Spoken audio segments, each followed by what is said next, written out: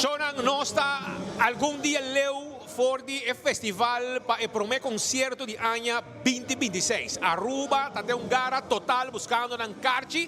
Y nos está junto con Generate Ders pa sobra el festival mesa día 28. Pero prome que el festival e ambiente arranca sali, vamos sentir más dushi. Y ya viene ya sabra esta. Hoy ya viene. Mañana ya sabra día 4. Também tem ambiente. E vou pegar na Carchi também. Na onda, Generate também contavo e também contavo também de ambiente que também tem.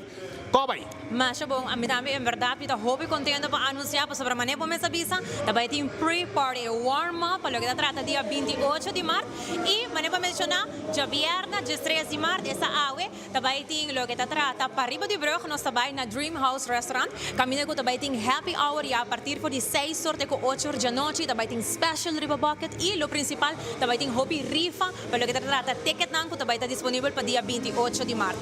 E nós também agora para Bau de Brug para Jasabra, nós também na El Sitio, Jasabra à noite, caminha também tem mesmo com special Riba Bucket, também tem happy hour, por 8 horas até 10 norte à noite, e também hobby rifamento de ticket, assim na comida invita você na tour para você estar presente, também tem DJ, nós também tem pre-warm-up, fazendo você também por começar a sentir a vibe de bachata, de vallenato, e tudo o que nós espera de artista grande aqui internacional para 28 de março.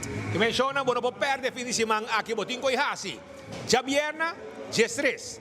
Awe, Dream House, 6 horas para 8 horas.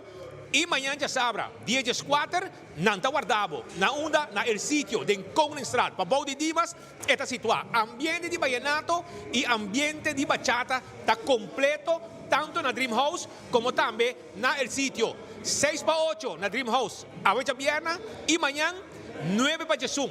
Com special, arriba boca de cerveja Balashi, o sponsor oficial também de Festival Latina, Vibra Latina Festival para dia 28. Que men, não olvidar, já bem já sabra, botinho e hasi, e vinga na Carchi também, mas o ambiente está completo para o festival que tem na caminda para Aruba, com 3 artistas internacionais, Kef, Darve la Melodia, Carlos Vives, e local nos tem tanto boleria como Tsunami, que lo presenta arriba escenario.